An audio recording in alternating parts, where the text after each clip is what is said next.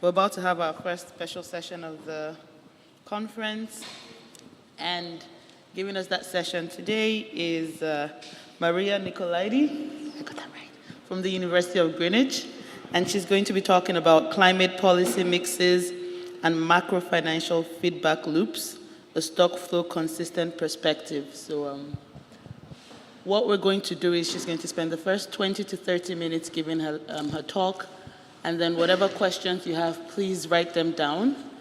And at the end, we're going to have a Q&A session. So if you have a question, please raise your hand and then we'll call you. All right. Good. So first of all, I would like to thank the organizers for the invitation. It's a great pleasure for me to be here with you. So in my talk, I will focus on ecological macroeconomics and climate policies, and I will analyze this by using a stock flow consistent perspective.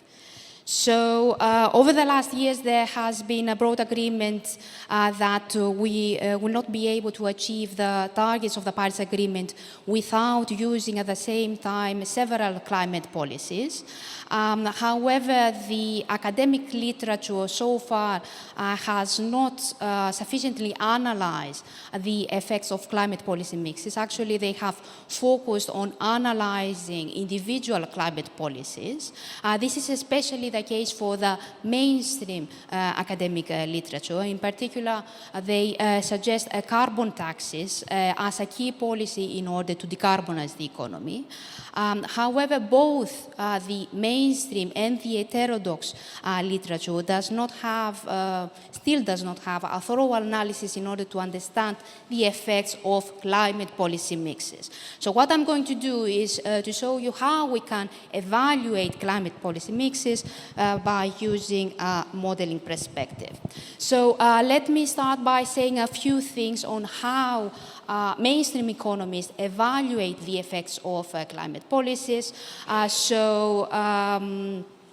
Environmental economists rely on the so-called cost-benefit analysis in order to understand and evaluate the effects of climate policies. So what they do, for example, in order to investigate the effects of carbon taxes is first to understand the costs that are linked with the reduction in emissions. So actually firms have to pay in order to avoid emissions, and then they have to identify the benefits that they have because of lower climate damage.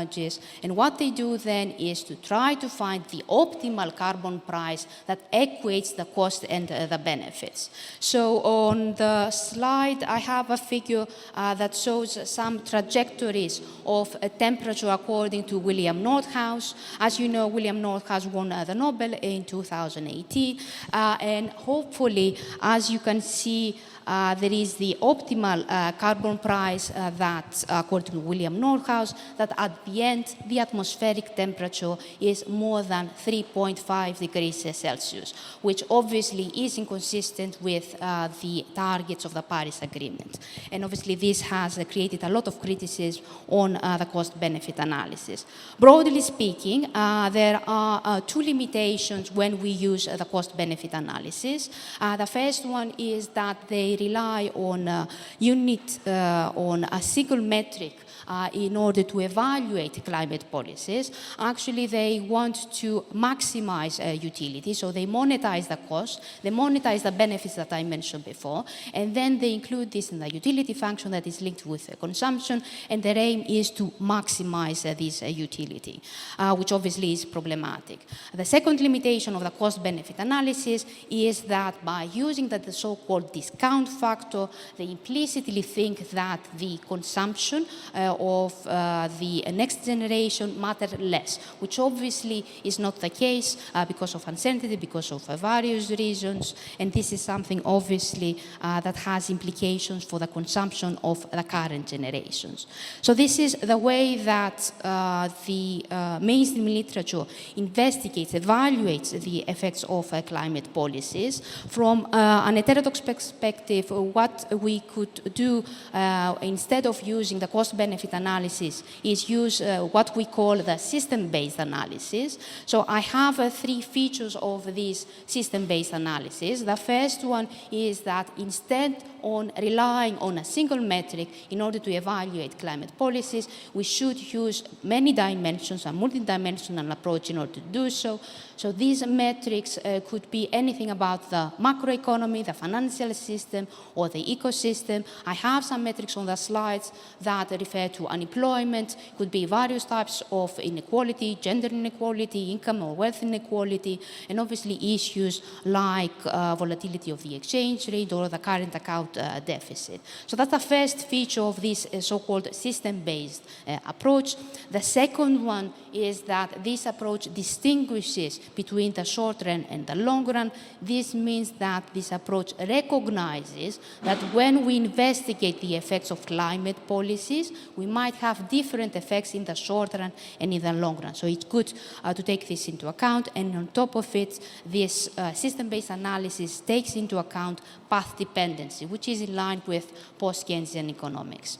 And the third feature is that we need to take into account microfinancial feedback loops. So this means that obviously the financial system has an effect on the economy and economic activity, and when we evaluate climate policies, we need to take them into account. So what I'm going to do now is to show you how we can apply this system-based approach by using the DEFINE model. The DEFINE model stands for the Dynamic Ecosystem Finance Economy. It's a global model, and it's an ecological stock flow ecosystem model. So I'm going to start by briefly describing some of the key characteristics of the model. Then I'm going to show you what we call the hothouse world scenario. This means what will happen over the next decades if we don't have any new climate policies. And then I'm going to show you some climate policy mixes. I will start with green fiscal policies, some sufficiency policies, and then I'll hopefully have some time in order to show you some of the effects of environmental regulation. So that's on the slide. You can see the structure of the DEFINE model. It's a typical stock flow consistent model, as I mentioned before. So in most stock flow consistent models, we have firms, we have households and banks. In our model, firms take out loans in order to finance their investment. These loans are provided by the banking sector, but only a proportion of loans are provided. In other words, we have credit rationing. Then firms can issue bonds in order to finance their investment, and these bonds can be bought by households or by the central banks. In the model, both firms and the government can invest in green capital, and they can support the transition to a low-carbon economy. We also have a separate module in order to determine output. Output is demand determined in our model. It's a kind of a closed economy. If you think about it, it's equal to consumption, investment plus government expenditure, but at the same time, we take into account supply constraints. We do that by using a kind of a Leontief-type production function. So that is something generally standard in stock flow ecosystem models, but on top of it, what we do, we have a separate module on the ecosystem. So we know that when we produce goods, we don't rely only on capital and labor. We need to use energy and matter, and at the same time, when we have the production of goods, we also have emissions and waste. So we take into account some of these aspects of the model. We have separate modules on matter and energy and waste, and we take into account that emissions can lead to more atmospheric temperature. We also have a separate block on ecological efficiency indicators that actually can change by increasing green investment, and I will talk a little bit about that in a bit. So the model that we have shows how climate change can lead to financial instability. So let me start by saying that over the last years, on average, we had an increase in economic activity. Obviously, this is bad news for the environment because we have more emissions. This is the flow. This adds up to the stock of the CO2 emissions, and we have an increase in atmospheric temperature. So this is linked with climate change. Climate change has negative effects on economic activity. This is because of hurricanes, droughts, and so on. And in the model that we have, this can affect the liquidity of the firm sector. In reality, they end up with less sales, and they might not be able to pay the loans that they have. So all of these aspects, we have incorporated them in the model. We have separate equations about emissions, fossil emission, non-renewable CO2 emissions that obviously are generated with economic activity that I mentioned before. So any production that is being done with non-renewable energy produces emissions. Then, as I said before, this flow of emissions add up to the stock of the CO2, and we have more atmospheric temperature. So now what we do in the model is to try to understand the feedback effects of the environment to the macroeconomy. This is debatable on the way that you can do something like that, but usually in the literature we can use the so-called damage variable. This damage variable takes values between 0 and 1. The lower the damage variable means that the environment does not affect economic activity. The higher the damage variable, closer to 1, it means that the environment has significant implications on the economic activity. So we have used, I promise I don't have so many equations, only a couple. So this is on the slide, you can see the equation that we use in order to model the damage variables. I just want to show you that there are non-linearities. This means that when the atmospheric temperature increases more than a threshold, we will have even more climate damages. So that's the way through which we can understand how atmospheric temperature can affect the economic activity. The way that we do it is that this damage variable affects both the supply and the demand. The first 4 issues that I have on the slide affect the supply, while the 5th one affects the demand. So think of the following. If when we have climate destruction, when we have hurricanes, when we have droughts, this might mean that firms might not be willing to make investment over the next year. So this is something that we include in the model by having damages affecting investment. At the same time, we argue that these damages can also affect the supply of output. So, for example, this could be done through labor productivity. If, for example, the temperature is relatively high, we might not be so productive as we were, and labor productivity can go down. I already mentioned that climate change can lead to an increase in the rate of default. This is the inability of the firms to repay the loans. However, this can have feedback effects through the financial system. One way that this could be done is through the credit system. So banks might not be willing to provide so many loans to the firm sectors because firms are not so credit-worthy. So overall, banks can reduce the amount of loans that they provide. This can also affect green investment, so banks might not be willing to provide so many green loans in order to finance green investment, and obviously this is bad news for climate change because firms will not be able to fund the green capital. At the same time, as I said before, firms issue bonds. They issue 2 types of bonds, conventional bond and green bonds. So if they have less sales through the changes in economic activity, they might not be willing to issue more corporate bonds in order to finance the transition to a low-carbon economy.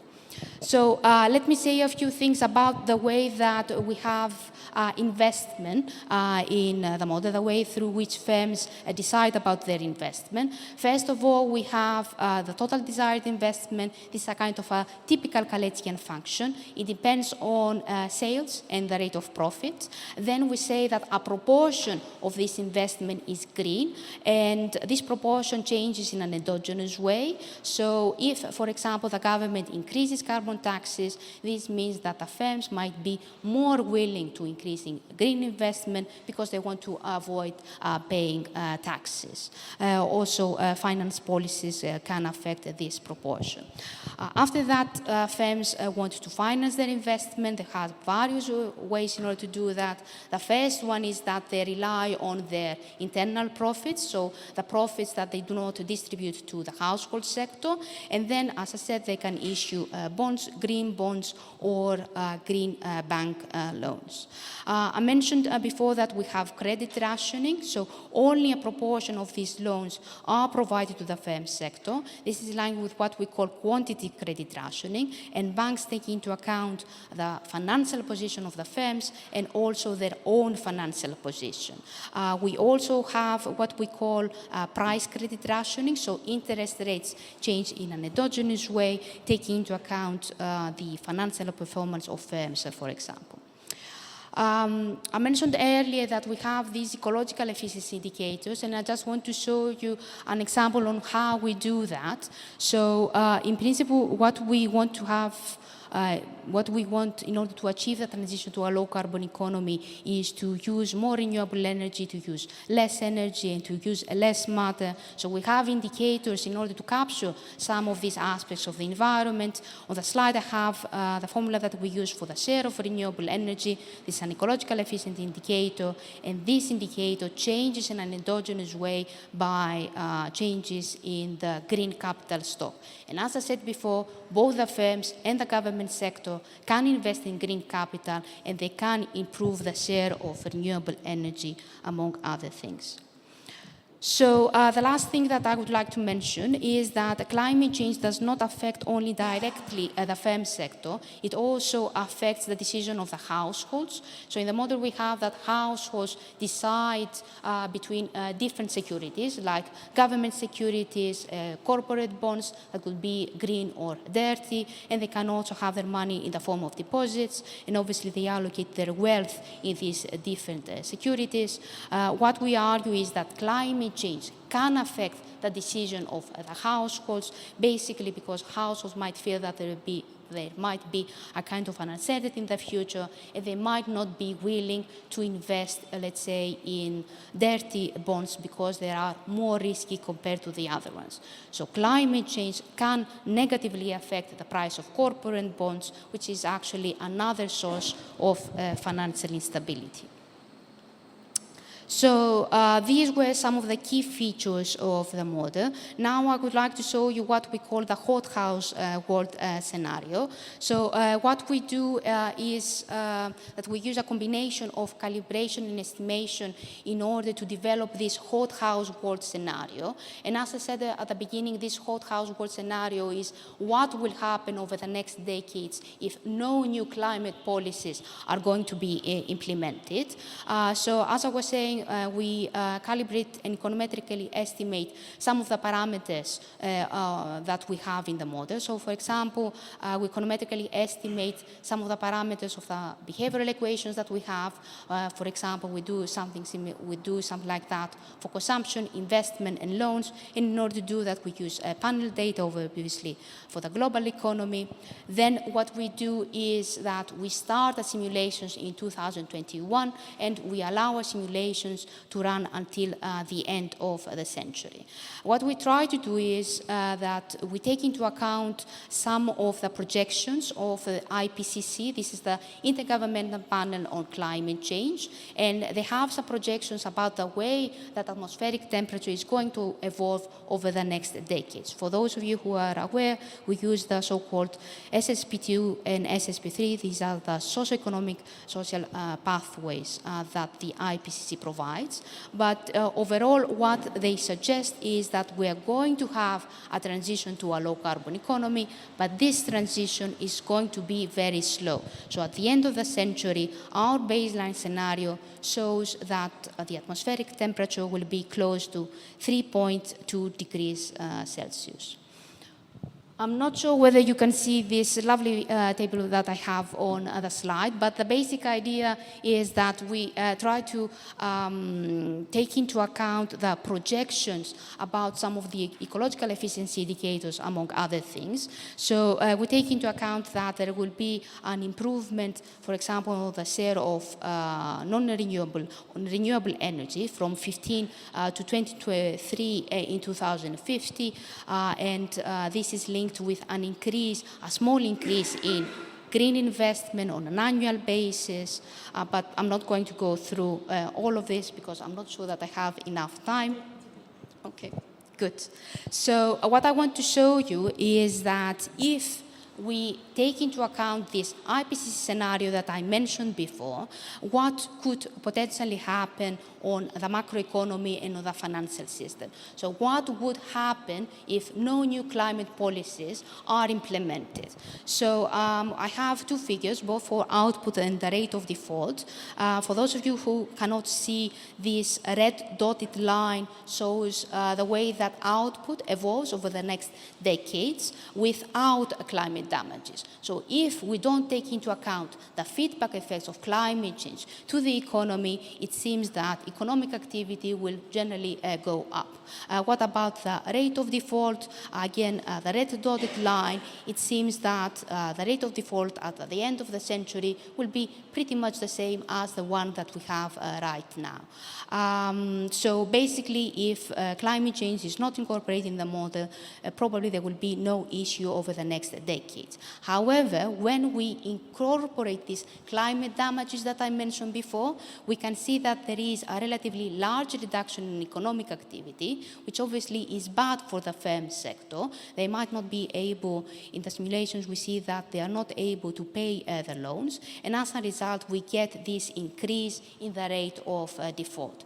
You can see at the same time that there is an area, this grey area around the line. This is because we perform also some simulations, and this black line actually shows the average of the simulations that we get. We also conduct the so-called validation exercises.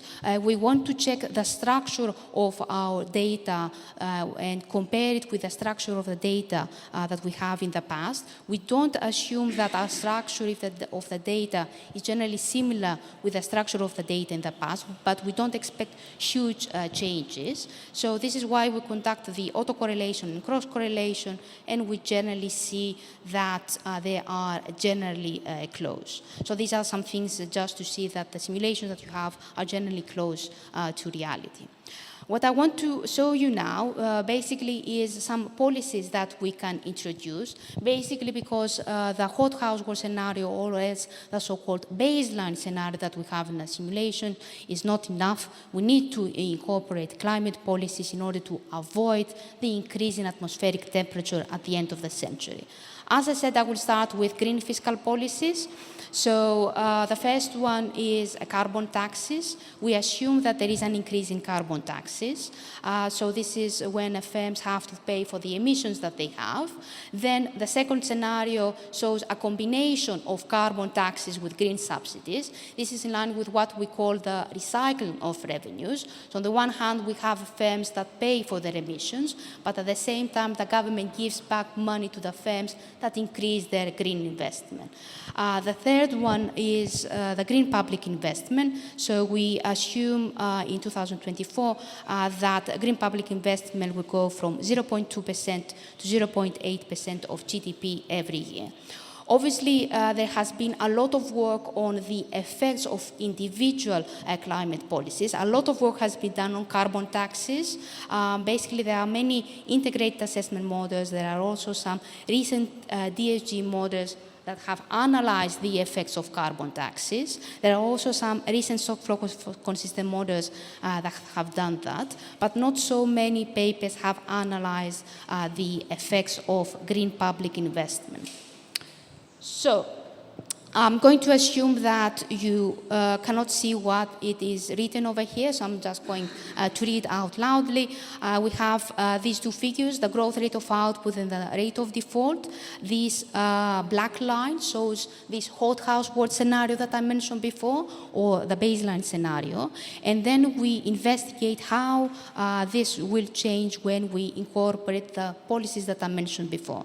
So when we include only carbon taxes, you can see this with the orange line, we have a decline in the growth rate of output. Basically, firms have to pay for their emissions. As a result, their profitability goes down.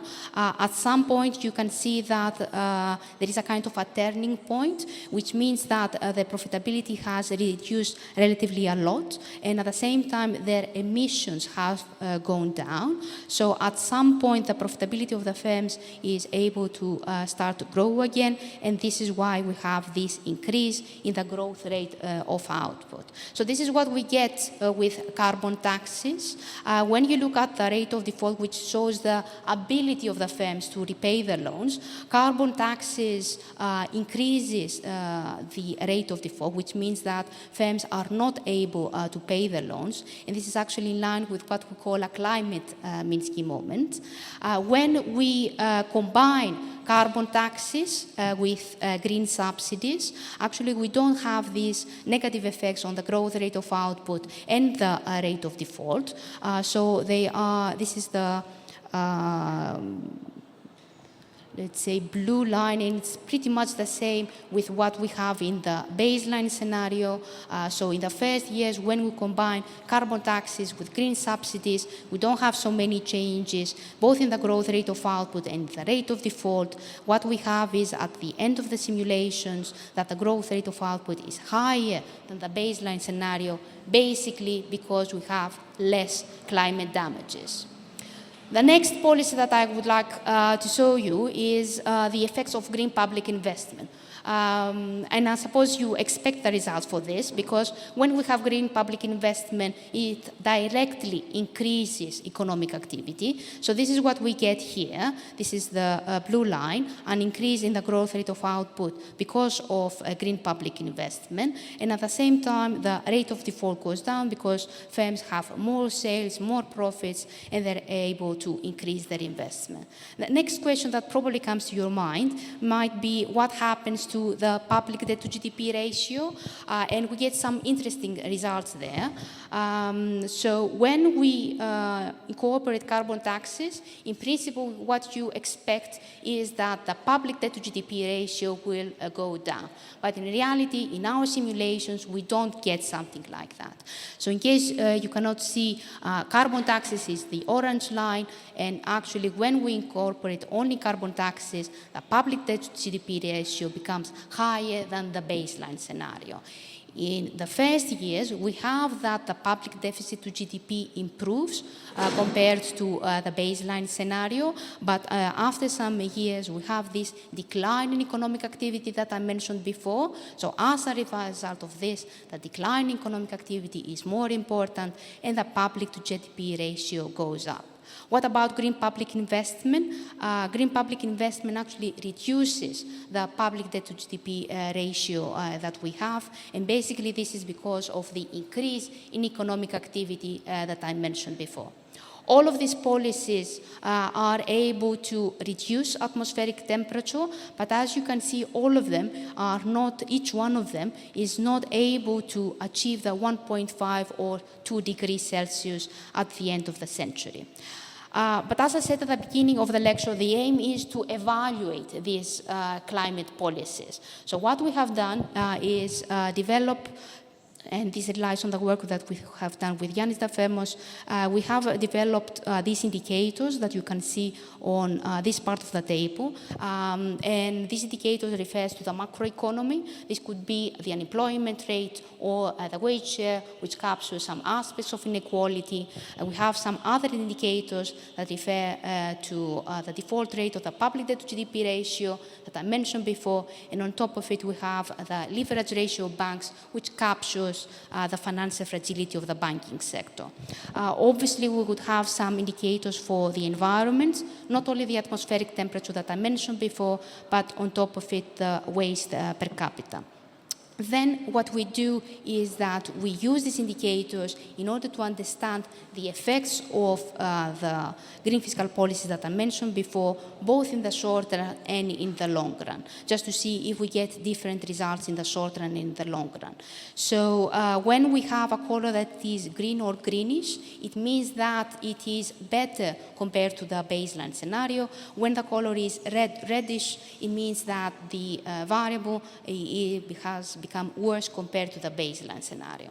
So when you look only at carbon taxes, you can see that we have an worsening of the unemployment rate, both in the short run and in the long run. And actually, as time passes, it becomes even worse. And this is also translated in worsening of income inequality. On top of it, I mentioned that we have that the rate of default goes up and the public debt to GDP ratio becomes worse, but also the financial fragility of the banking sector becomes worse again. When we combine carbon taxes with green subsidies, we avoid all of these issues. And when we have only green public investment, you can see that all of these are generally green or greenish, which means that we have an improvement compared to the baseline scenario.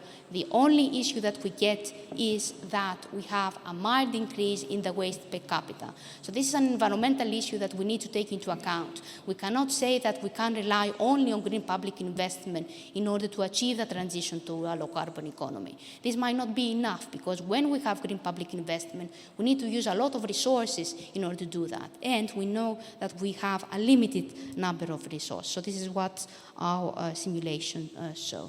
So the next policies that I would like to show you are about sufficiency policies. For those of you who were in the previous presentation, Yanis talked a little bit about sufficiency policies, and we assume that there is a reduction in the propensity to consume compared to 2100, and we want to investigate what would happen if households are going to rely on less consumption over the next decades. This could be because willingly they don't want to consume more goods, or as a result of a kind of a regulation.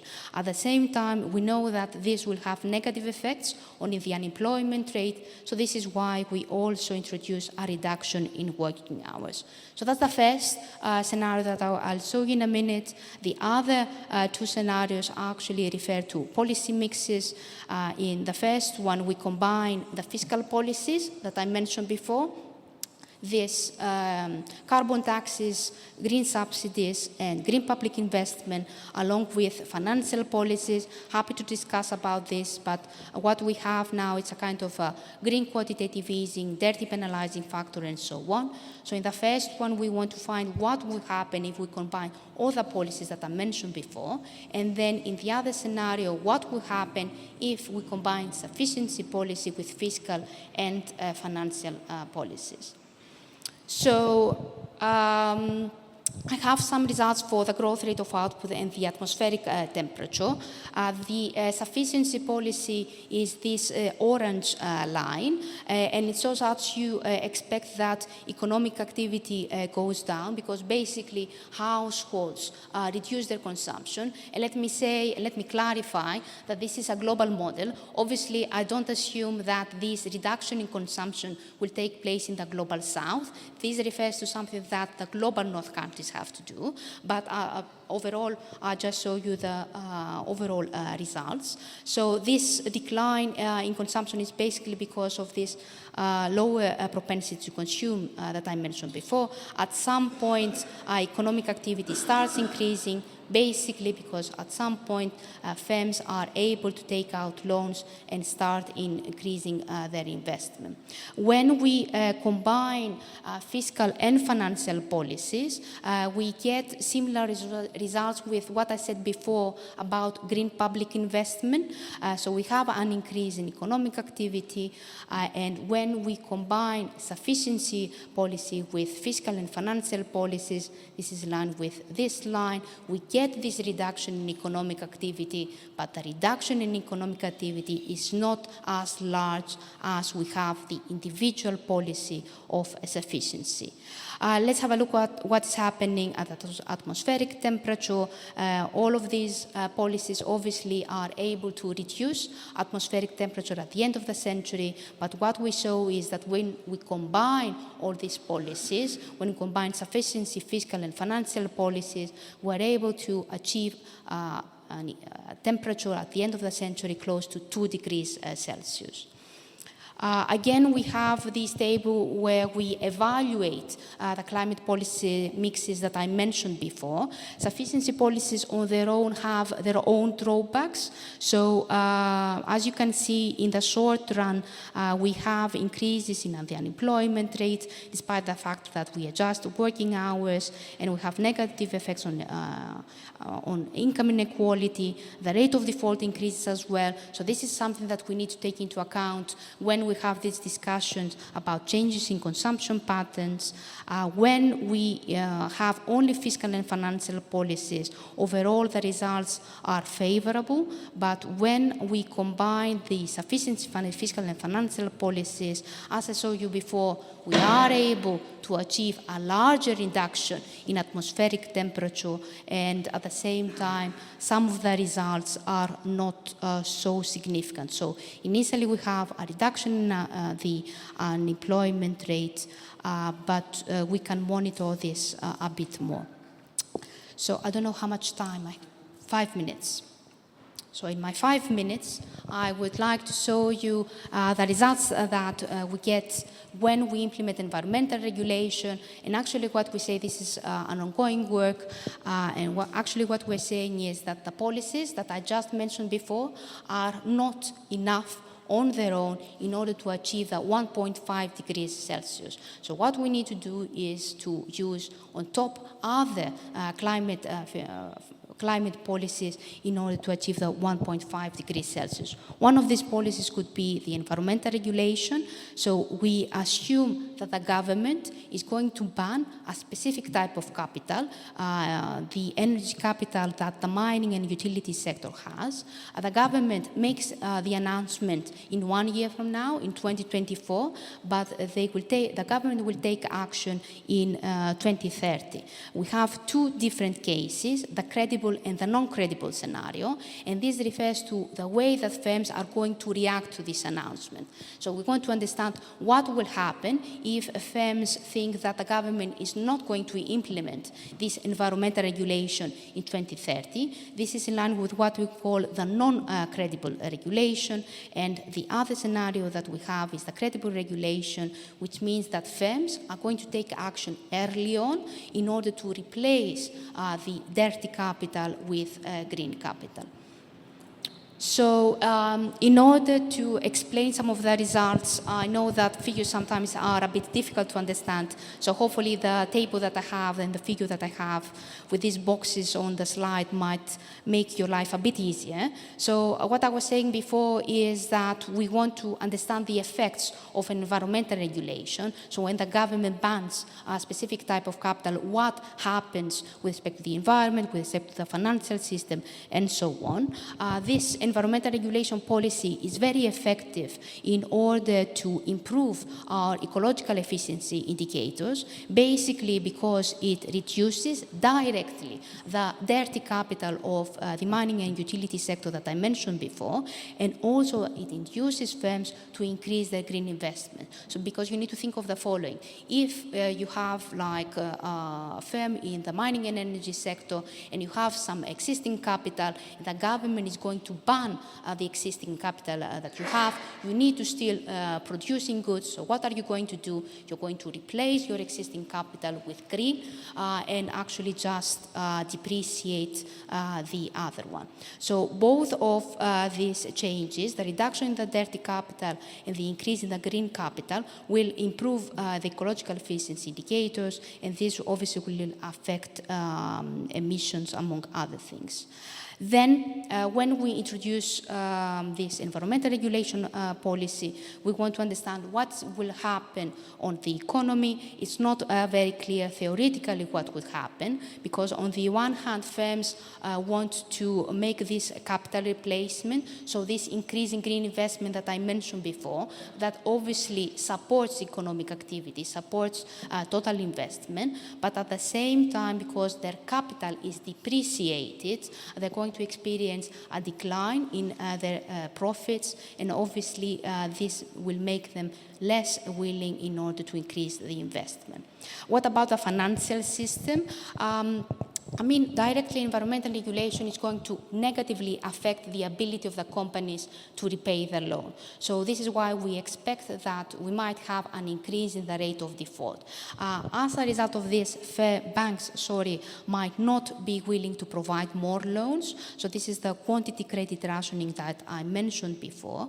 But we are not sure what will happen with respect to the debt service ratio, because on the one hand, we might have an increase in investment, we might make firms more willing to take out loans, but at the same time, banks might not be willing to provide these loans. So let me show you some of the results. Hopefully, you might not be able to show so much the figure, but probably you can read the text that I have on the slide. The idea is to understand the effects of this environmental regulation on the growth rate of output. So what we have is, apart from the baseline scenario, these two cases that I mentioned before, we have the regulation non-credible, this is the orange line, and the credible regulation, this is the green line.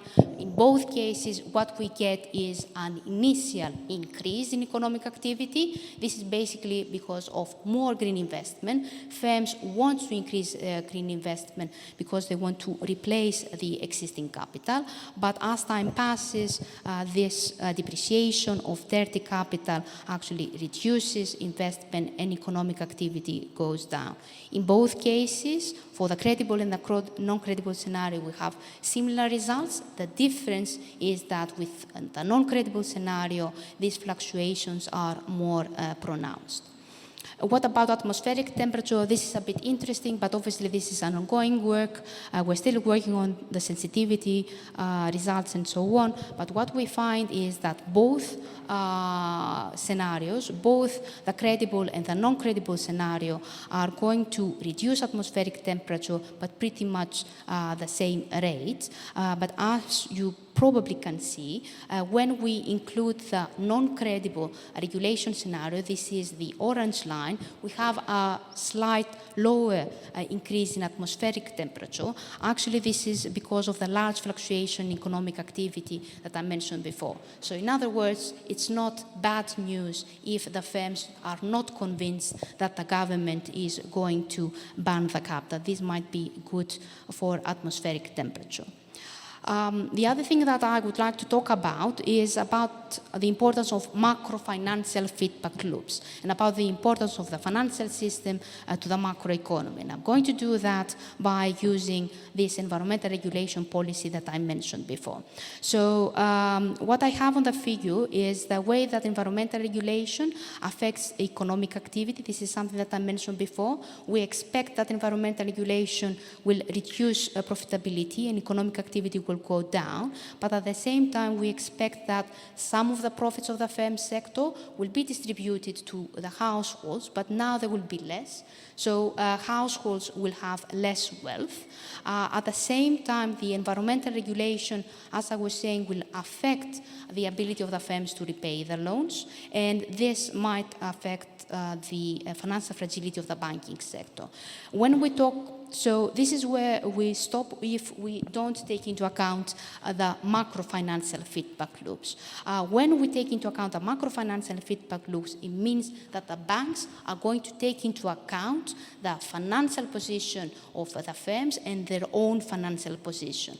This means that banks will be less willing to provide loans because firms actually are less creditworthy. So this will lead to a larger decline in economic activity. Also, we could have that the wealth, and as I said before, we have less wealth, will affect the prices of bonds and increase the interest rate, which means that firms, it will be more costly for them to finance their investment, and it will reduce even more economic activity. I don't have time to go through all of the results.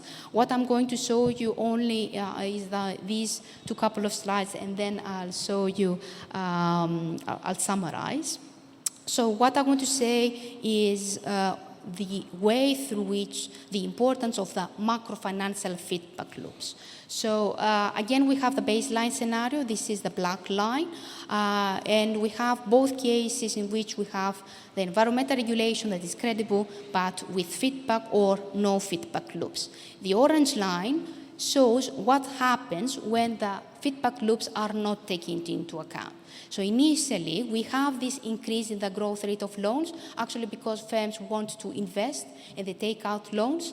After a couple of years, the growth rate of loans goes down. This is because they do not want to invest so much because of this dirty investment that I mentioned before. When we don't take into account the feedback loops, as you can see, the growth rate of loans has a kind of a lower point. So banks actually do not take into account the financial position of firms, their own financial position, and they do not react to the so-called macrofinancial feedback loops. If we take into account the macrofinancial feedback loops, then we have that the growth rate of loans decreases even more. Is this important? Of course this is important, because the growth rate of output, when we incorporate the feedback loops, it decreases even more. So this is what I was saying at the beginning. We need to take into account macrofinancial feedback loops. Otherwise, we will not be able to evaluate properly climate policy mixes. If we take into account macrofinancial feedback loops, we see that there is a large reduction in economic activity, and other policies need to be implemented at the same time in order to deal with this decline in the growth rate of outputs.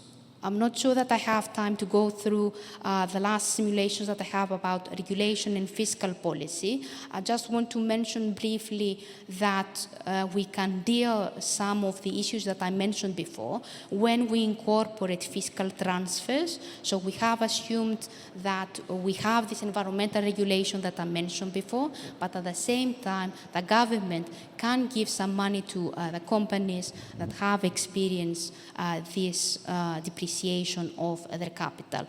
Obviously, this is good for the firms because it supports their profitability. So when we include fiscal transfers, we still got a decline in the growth rate of output, but the decline is not as large without providing fiscal transfers.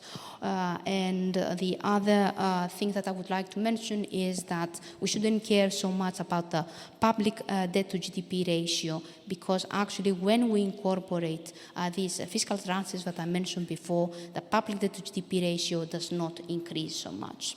So let me conclude just by saying that overall, what I've shown you is that we are not able to achieve all of the targets that we have for ecological sustainability, for financial stability, and social issues. We need to use climate policy mixes in order to improve and achieve the transition to a low-carbon economy.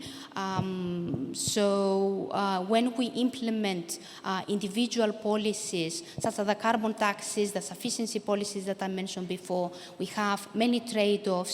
However, we are able to avoid some of the trade-offs when we combine the individual policies with other climate policies. So this is why I was saying before that climate policies mixes are necessary in order to decarbonize the economy. I just used the defined model, which is an ecological soft ecosystem model, as I mentioned too many times. Obviously, other approaches could be used instead in order to have this analysis, like agent-based models. And I would like to conclude with this slide that shows areas for future research. We have not included so far inflation in the model, only indirectly, and I'm happy to discuss about that. But what we have started working on is on the way that we're going to incorporate inflation in the model and the way that this might affect climate change as well. We also have in our plans, because of a new project that we have with WWF, to disaggregate the firm sector that I mentioned before. Actually, we would like to analyze issues like land use change, deforestation and forestation, and water scarcity. And in order to properly do that, we're going to have different sectors like the agricultural sector, the mining and energy sector, and the rest of the sectors. And we need to look into whether we are going to rely on input-output methodology in order to do so. Of course, there are many areas for future research, like country-specific ecological stock flow consistent models. And the model that I just showed you is a global one. Obviously, we need to have country-specific ecological stock flow consistent models just to understand the effects of climate policy in specific countries. And there are some models that have been developed actually by some of us. Giuliano has developed a country-specific Latin American ecological stock flow consistent model in order to show the effects of climate policies. And obviously we need to have a discussion about current account deficit, volatility in the exchange rate, and so on. Most of the existing literature relies a lot on emissions that are linked with the production process. Not so many papers have focused on housing emissions, and we know that this is a relatively large proportion of emissions that we need to take into account. And obviously we need to investigate the climate policies that we could introduce to reduce emissions, and at the same time the way that these policies can interact and affect income inequality. Other issues could be discussed, like global north and global south distinction, but I don't have time in order to go through that. So in any case, many thanks for your attention.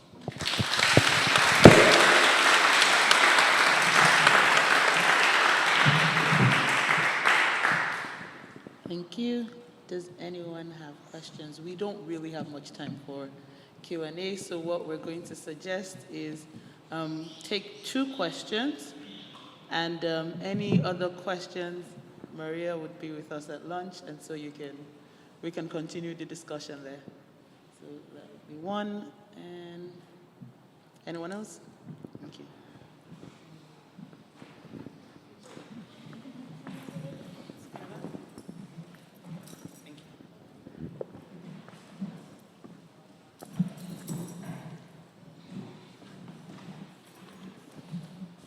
Well, Maria, this is a very ambitious project. Congratulations for setting it up.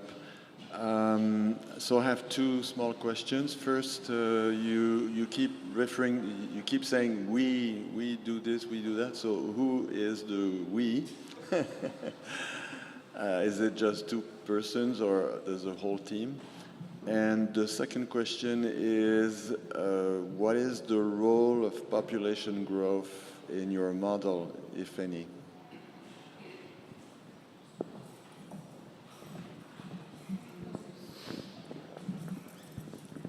Maria, thanks for the presentation. Very good presentation and article and model.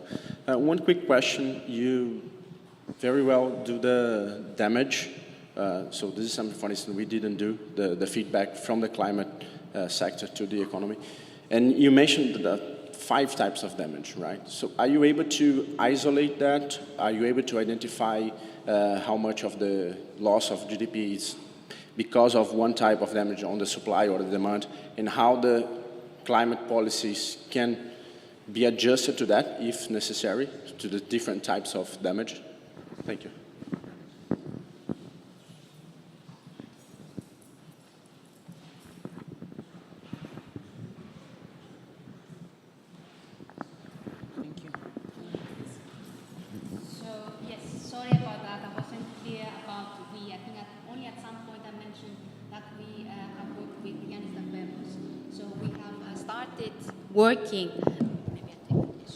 We have started working with Yorgos Galanis from Goldsmiths and Yannis Dafemos in 2014, and I agree that this is an ambitious project, but we have been working on this for many years.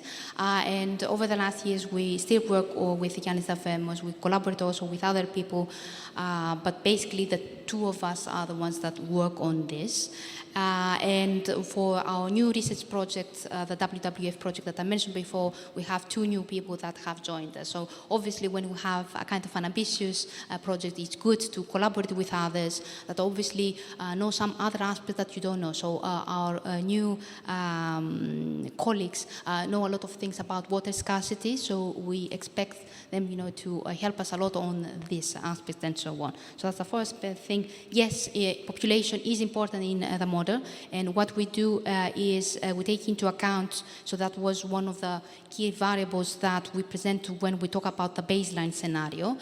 We take into account the SSP2 and SSP3, so and this is in line with the United Nations projections about the population. So there is an assumption that over the next years there will be an increase in the population. Population is important, and it's linked a little bit with employment. For our model, it is even more important because climate damages can affect the labor force and population. So when we have climate change, it means that probably the number of people will be reduced because they will be affected by all these climate damages, droughts, hurricanes, and so on. And this obviously will have negative effects on the economic activity. Very nice question about damages. So you are right that we have, that's the slide I think that you were referring to. When we talk about damages, we have them both on the supply and the demand. We do that by using the same damage variable, but in principle we can disentangle and understand the different effects of damages on the different variables, because actually we just can change the equations that we have. And my understanding is that the damage variables affect mostly aggregate demand. So this is what I get, but I need to check it even more in order to be sure about that. But generally, we could have separate results about the effects of damages on each one of them. Yeah. Thank you. I think that was.